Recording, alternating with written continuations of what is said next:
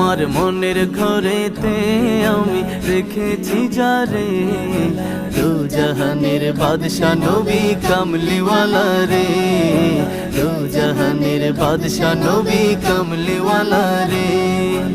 আদি পিতা আদম যখন মুসিবতে পড়ে, ওদের নবীর উসিলাতে আল্লাহ কবুল করে।